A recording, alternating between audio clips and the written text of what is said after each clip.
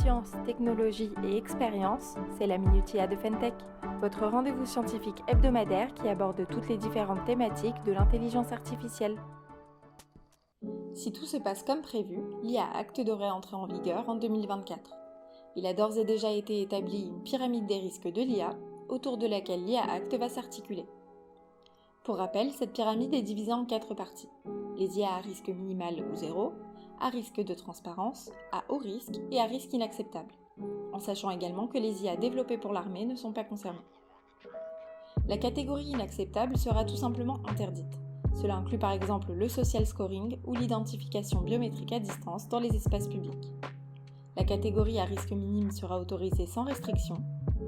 La catégorie de risque de transparence sera sujette à des obligations de partage d'informations.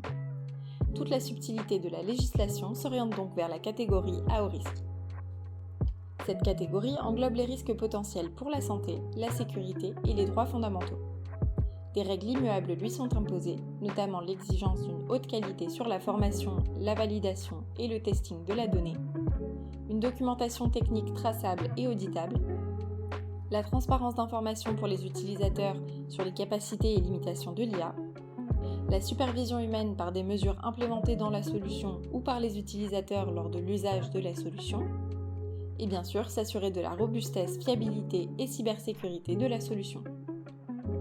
Avant la mise sur le marché d'une solution d'IA à haut risque, un test de conformité doit être effectué par les autorités compétentes, qui seront bien évidemment expertes en IA. Ces autorités auront accès aux données ainsi qu'au code source de la solution. Ils pourront demander des tests additionnels comme les effectuer eux-mêmes. Après la mise sur le marché, ces autorités seront chargées de la surveillance de celui-ci. De plus, il sera exigé un monitoring de la part des fournisseurs du système d'IA, ainsi que le reporting de tout incident grave de la part des fournisseurs, mais aussi des utilisateurs. Dans le cas d'un changement important d'un système d'IA, elle devra être réévaluée. Pour les systèmes d'IA qui continuent leur apprentissage après leur mise en marché, tout changement prédéterminé par le fournisseur de la solution et documenté au moment du test de conformité initial ne sollicitera pas de nouveaux tests. D'ici à ce que l'IA Act soit mise en vigueur, ces points sont encore à même de changer.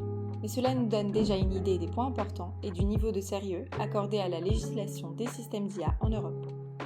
C'est déjà la fin de ce podcast, merci à tous ceux qui sont restés jusqu'ici et je vous retrouve la semaine prochaine pour un nouveau podcast. Je vous souhaite une très belle semaine, n'oubliez pas de liker, de vous abonner à notre chaîne YouTube et à notre page LinkedIn. À la semaine prochaine!